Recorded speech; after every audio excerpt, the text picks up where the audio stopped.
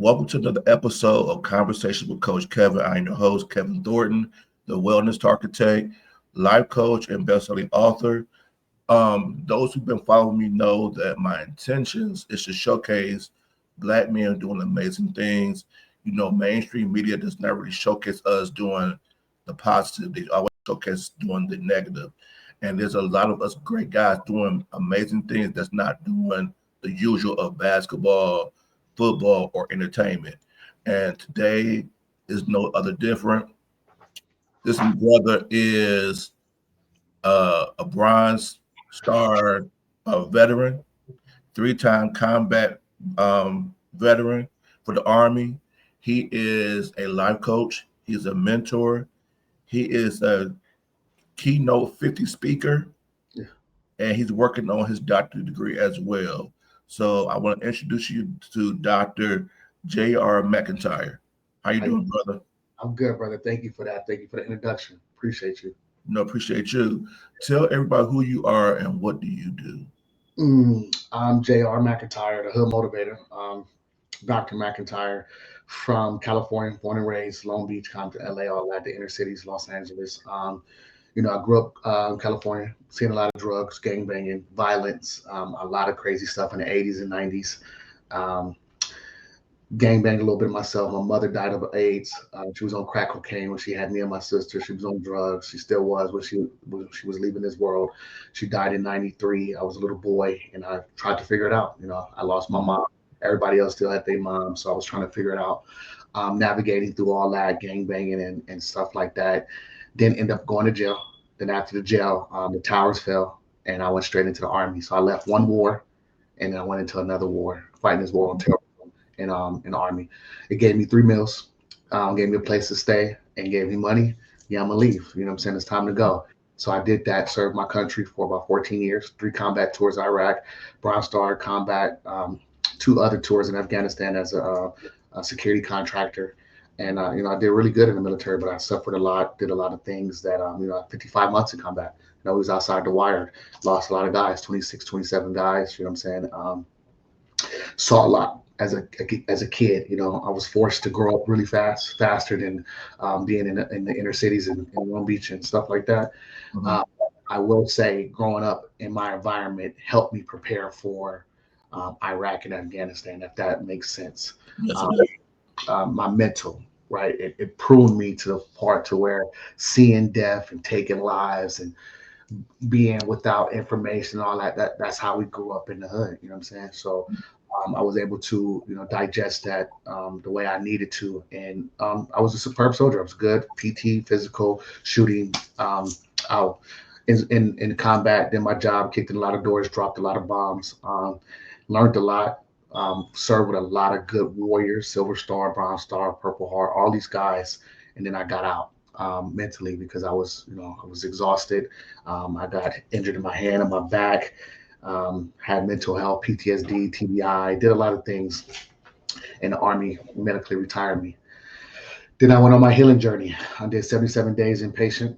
Um, tried to work on my mental, right? So a lot of us don't talk about mental health. We were scared Mhm. about it because it's not cliche, right? It's like, oh, something's just like he got a stain on him if you talk about mental health. Well, back when we was coming out. So, I took care of my mental, did ayahuasca, went to Costa Rica, did 3 tours, three inpatient stays at the hospital, 77 days in total. Um, Tried to do the work, and PTSD ain't going nowhere. Your mental health ain't going nowhere. Losing your guys ain't going nowhere. All these stories. So people always ask me about, what is your PTSD event? I have many. I suffered so much. It wasn't just one. I remember so many. One of the ones that I will tell my doctors and people that meet me is like, I was humiliated when I first got there. I was burning shit. I was burning poop. So I was one of the soldiers that would burn the poop when we got back from our missions, from going out the wire and fighting and then coming back and you're the lowest ranking. Now you got to go pull detail on burning poop. So that was crazy. Mhm. Driving from Kuwait to Iraq, 36 hours, no doors, sandbags at our feet. It was 2002, 2003. So imagine what we were going through as kids. I was a kid, and then I learned how to do all this. A kid leading kid into combat. You know what I'm saying? And I was having kids. So a kid having kids. I went in because of my daughter. I stayed in because of my son. You know what I'm saying? So I was a kid having kids and then coming back, bringing all this mess, mental health back to my family. So that's a little bit about me. Then I went into entrepreneurship, and that was scary. And I did well in entrepreneurship, but I failed it after COVID went bankrupt, and it Mhm. triggered me to start to speak. My dad's a black father, of course. He raised me strong. He was a minister. My grandfather was ministers, bishops, and I started to speak life into myself after my last suicide ideation. And I woke up and I ended up being one of the top podcasters, top motivational speakers, top 50. And that's where we're at right now. I'm a motivational speaker, life coach, project manager. I'm a consultant. I tell people about my failures if you don't like it. I got books on it because I want people to see the ugly side. And that's a little bit about me. Wow. So one of the things that I appreciate is that you spoke heavily on the fact that you did the work on mental health. And with me coaching a lot of guys, that's one of the things that they have to work on as well, because you have not just the trauma from being in the army, but you have the trauma of losing your mom, to drugs and stuff like that. So you had a lot of stuff to unpack. And I think a lot of people don't realize those traumas really affect how you move and shake Right. throughout your life. And so, what you being a black man and during that time, mental health was not really talked about. What made you go to inpatient to get yourself okay? Because it was either me or me taking my life. And I'm always been a chicken on the anticipation of taking my own life. Now, if I go to battle and somebody take my life, okay, each warrior for himself. But for myself, coming down to that wire, me pulling the trigger or doing something that would take my own life, that's still a scary thought, right? But I had the thoughts. I was going crazy. I didn't know why I was still here and all my buddies were gone or dead. All the awards I got, the guys that are dead got them awards. So I was struggling with survivor's guilt, all these things. So um, it was just my dad in prayer like, hey, you need to go get help. And once I started to get help, it was a trickle effect because I was a cool NCO, non-commissioned officer. Everybody knew me. I was popular. So when I said I needed help, it helped a lot of people go get help after that. That's cool.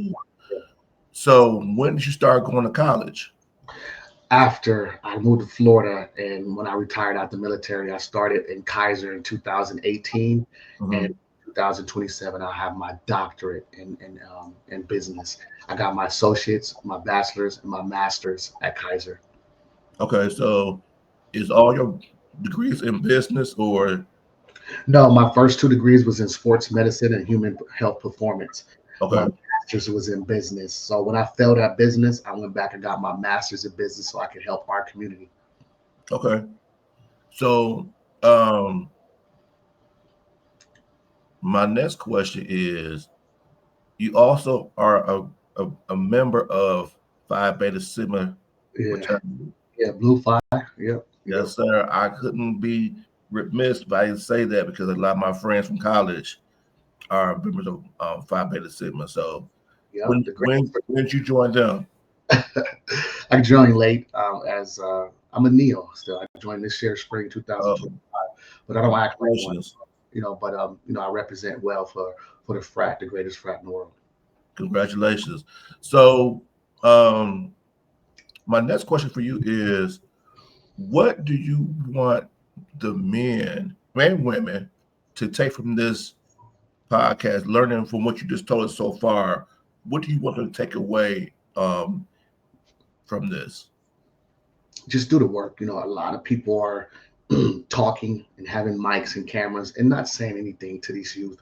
And if we're gonna have to start to change, we got to start with the young people first, right? Mhm. We're skipped growing up because we act older than what we were, and our generation from the 80s, 90s, 2000s was very fast, competitive. Mhm. Especially in the inner cities, the big cities like California. You know what I'm saying? Mhm. So it's either sink or swim, literally sink or swim. So you fighting every day. You better at least have something to come back on. If somebody say something, you better, what I'm saying. It's a lot of things that prep you. We was just talking about the other day. So just understanding the literature of who you are as a person, And what I would say to people that's coming up, that's in business, men or women, or people that's trying just to make a way out of life, is just stay the longest. It's consistency. It's really what it is. People see success now, but don't know the dark days I've been through. And I talk about the dark days because it's not glorified. Everybody glorified the mansion, the Lamborghinis, the money, all that. But what about the dark days? When were you low, if you ever was low? And I will say, you don't get success until you navigate failure, right? I agree, and I think we all, especially both of us, as coaches and stuff like that, COVID was hard because a lot of times what we do is fee for service. So if people's money are not coming in like it's supposed to because of COVID, then a lot of times we wouldn't get them. We wouldn't get the services. So then we hit to a certain low, but then what it did for me was I had to pivot and figure, okay, this is my calling, but how can I do other things to generate income so when this happens again, I'll be ready for it. So when you went down to your low during COVID, what was your aha moment from that point? Learn business, learn the return of investments, learn the pivot, learn the strategy, learn numbers, um, learn that potential don't bring money and a good heart don't pay bills. So I learned so much, failing after COVID, but that was a lesson for me. And I learned it. And that's why I go around and try to talk to other business owners, consult with them. Anybody doing anything in my field that I can have my hands on, I can help give advice about that because I've been through it. I don't talk about things I've never been through. I can't because that's a lot of people are using that as clickbait. They're talking and doing things that they're not even supposed to be doing. If God has put you in this position and you have lived all this life, go talk about that. You don't have to get on that person's lane. This is my lane. I don't navigate over there. You know. Absolutely. You said something that hit me, and I know a lot of other coaches and consultants will probably will take heed to it. You said a good heart don't pay the bills, Yeah, no, that's my book coming out in November. and most coaches or consultants have good hearts. They want they want everybody to succeed. They want everybody to be great, and a lot of times coaches or consultants who have created their own business may try to uh, dim down how much they should charge for themselves to try to help somebody who really can't really afford them. Right. Speak to them about the importance of charging your worth instead of trying to cater to people who may not truly can afford you. You have to. It comes a point that when you have a product, I'm the product. I'm my brand now. So, when I had my security company, I was, taking care of people, paying their bills, paying my employees on time, doing everything right. I wasn't paying myself. So I wasn't selfish. And that's one thing, you got to be selfish. You got to understand that selfish is not a bad thing. Take care of yourself first, because when the ship go down and you drowning, where's your raft? You didn't give everybody else a raft, and now you didn't drunk, you didn't sunk with the Titanic. So there's things that you got to understand. And then on top of that is, um, you know, you have to understand at a certain point, you got to draw the line and say, you know what, my value is my value. And if you go on my LinkedIn, you'll see people's like, why you post your price sheet? Because I want people to know my value. I want you to know I worked hard to get here. You get me on this stage, I spoke for free for 4 years, and it was therapy for me. But now the value I'm adding and the people I'm touching and impacting, yes, my mentors are making six figures speaking. You don't think that I want to do that too? You don't think that they telling me that, hey, you way above and past me. Let me just get you into these rooms. So now it's getting into the right rooms and getting them people that want your substance. People, oh, I don't want him. He got the hat on, he got the jeans. That's the hood motivator. But not knowing the same person that you're picking, I done ran laps around that person because you didn't like the way it looked. Don't pay attention to the messenger. Pay attention to the message and make sure he has value. I done the work all over. So now, yes, I'm gonna look at you and say, hey, you want me to keynote? That's 25 grand. That's 30 grand. You want me to coach you? That's $1,500. That's yes. And I'm not gonna, because I know I add value. I know it's not because I'm trying to make money. I done the work. I'm here now. You know what I'm saying? Yeah, I'm polished. Yeah, and I think they other coaches need to hear that because that's what they struggle with because everybody wants to save everybody. But what I learned early on is I remember this guy. He was a a businessman, and he told me, "You are great what you do, but don't be the Walmart of your industry." Mm. And I said, "Okay." He said, "You know what I mean by that?" I said, "Yeah." He said, "You don't." He said, "Those who really want you will pay for you, Yes. and those who can't pay for you don't deserve you at this moment because you got like you said, we have to understand what we bring to the table and what we're offering and what we're going to do to help them in the long run. Right. And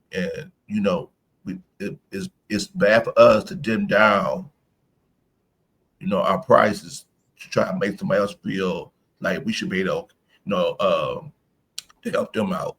If you really want to reach your full of greatness, then you got to understand you are an investment, and you got to be able to invest in either one of us to get you where you want to go. And that's something I think coaches need to understand, but also people who are looking to elevate.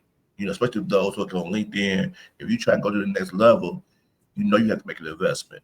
You got to. So, what do you? Let's talk to the black men for a second. What do you want?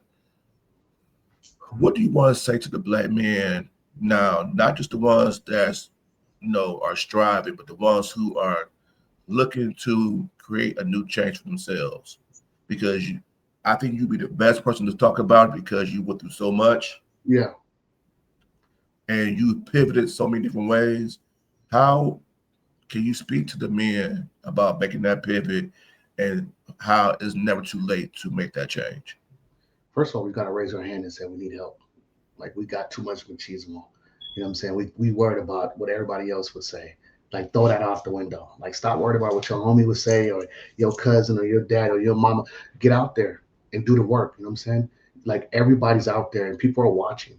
And our youth needs us at an alarming rate right now. We're losing them so much because we're losing them to mental health. We're losing them to prostate cancer. We're losing them to black on black crime. And we are the biggest enemy of our own community as black men. You know how many doors have been shut on me because of a black man? Why is that? Because we have that syndrome that we don't want this person to be better than us, or they see themselves in us, but try to stop us because it's going too fast. Let us mold us, allow us to pick our mentors, but help us push us there. You know how many doors these distinguished older black men can open up for guys like me if they believed, but they look at it at the surface level. He doesn't motivate it. You know how many people after my speech come up to me and talk to me and say, man, I wish I that's your bag. You judge it at the surface level. Don't gatekeep each other. We are gatekeeping each other because we don't want if one succeed, we succeed for all of us, right? But Mm-hmm. we don't see it like that. Everybody else put their coins and I got it. But trust me, I'm the next number one motivational speaker in the world because I lived it. I like Eric Thomas, Icky Johns, all them guys. They gotta come down and endorse the guys like us and say, you know what, their time is coming to an end now. The new guys are coming, and they have so much. We have so much substance. Not just me, my whole tribe to talk about and show people. Not because it sounds good, because we lived through that. So we got to inspire each other and love on each other more, and understand that we're not enemies. We are too much divided in our Mm-hmm. community as black men, and we don't like a lot of stuff triggers us, and we got Mm-hmm. to understand we cannot be triggered all the time. Like let's talk about it, let's communicate, let's figure out Absolutely. how to move forward. You know what I'm saying? Because I can tell you something and you're not listening, but your son will pick it up because I look like him. So you allow me that, because now I don't have to reach you, but open the door so I can reach your kids and your grandkids. You feel me? You know what I'm Right. saying? And that's what you have to do. It's so powerful you said that because I'll get text messages from friends saying, "Why you have another life coach or motivational speaker on your podcast, and that's part of your lane." I said, "I can't gatekeep." I said, "I'm not gonna be for everybody, and he's not gonna be for everybody. So let's showcase two great men having a conversation, Right. and you can have either one of us, and it's gonna be okay. We still gonna win." Right. So, Especially like I tell people all the time, any stage I grace and anybody that had anything to do with my success, I always I drop a dime. Like, hey, I'm not here by myself. If you help me, that's what it is. But I think that's what the scarcity is when you give information to different people, when they get there, they act like they don't know you. That ain't me. You know what I'm saying? I will shout you out because I want you to win. Like I got this, you know what I'm saying? I'm here because of me and God, but this person really opened the door. You feel me? Absolutely. So, yeah. So do you think the trauma being passed down from slavery that we have never truly dealt with is really the root cause a lot of the crabs in the barrel mentality and the scarcity mindset that we have? Yeah, definitely. It's the DNA passed through down and families and all the integration that we did and all the stuff that our history being lost. It's a lot to do with that and a lot to unpack. But if we like I have a thing. If we go around and kill the world with positivity, it will come back to life, right? How do you water the dead grass? Go put some new seeds down. You know what I'm saying? Maybe it just needs new seeds, new water, new person to even take care of it. It's not just dead. It's just probably tired of you watering it. They don't want your water no more. So it's nothing wrong against that. It's still water. But let us now, we're the new generation. I'm 44. I'm in my prime. Now let me take the reins and let me lead our community and let us, because not only am I military, I got my education. I did all the work. I came from the hood, but I don't glorify it. I talk about it, but I don't glorify it because now see where I came from and see where I'm at now. Now judge me by my progress. Right. And with you coming from the hood, you can reach a clientele people that some people cannot reach because you lived it. Yeah. And I think that's the part we have to be okay with because that's part of your attraction. Right. Because you named your business Thug Motivation, right? Hood motivator. Yeah. Thug Motivator. So that's going to attract the people who come from the hood because they know they're gonna see somebody like you, like them, and so they're gonna be able to listen to you better than somebody who may not come from the hood like that. Right. And we gotta be okay with that. Right. And we gotta understand that if get past the lack mentality, because what I always say is we are the most religious race there is, but we don't act like it because if we truly believe like we're supposed to believe, then we know there's no lack of anything. Right. There's an abundance of all things. So then therefore there's no need for you and I to compete against each other because we do some similar things together. Right. It's gonna be abundance for you, it's gonna be abundance for me, as long as you and I both do the work to do what we need to get done. Right. And I think if we all as groups of people understand that and live by that model, you know, greatness is for everybody. Right. Definitely. And that's what I believe. You know. And that's why I'm here. And that's why I do the work. That's why you see me every day on LinkedIn. I make sure I give people positive information and I show you my dark days and I show you that, hey, yes, how many people we life coaching and speaking, but we don't see you doing it. I don't know if you do it or not. You know what I'm saying? So if you say that you do a certain type of job, show me that.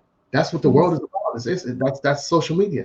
So now I'm showing people that not only can I coach behind a phone, I can talk on the stage. I can articulate. Yes, this is my uniform. This is my rhetoric. I'm gonna get it off to you clean and sensible. I make sure you understand it, and I'm gonna cultivate, and I'm gonna shake the room. That's it. I like that. So what's next for you? I got a TED Talk coming up in I think January, February. TED Talk. Um, Congratulations. I appreciate it. And then I have my rollout for I just got signed to a huge streaming deal in Los Angeles. So they roll that out in November. And then January, do the press release. So, Okay, so a streaming deal is gonna be like a pop. It's like a talk show or something. yeah, podcasting plus any motivational gigs I get. So, Congratulations. mhm. So for people who come up under you and I, who want to do what you do or what we do, what would be your recommendation? They want to do what I do. Just learn your craft, you know, and stay when it gets hard. It's gonna get hard. It's gonna start off hard. You know what I'm saying? Everybody don't want nobody to talk to them, especially, trying to do positive stuff, and everybody want to get away with the, you know what I'm saying, the cat. I say that, you know what I'm saying, just pumping people up. But once you get past that, you stay true to who you are. It becomes your own identity. You can't be this coach, that one. Be your own coach, your own motivational speaker. Have your own lane and do what you got to do, and that's it. If you notice, my avatar is a cartoon character because Yeah, I I saw want that. to look and see. No, that's every bit of me. If you look inside of that whole cartoon character got Easter eggs in it from how it's very strategic. You know. Okay. So my next question for you is, um, you also are a business consultant. Yeah. So what all services come with that?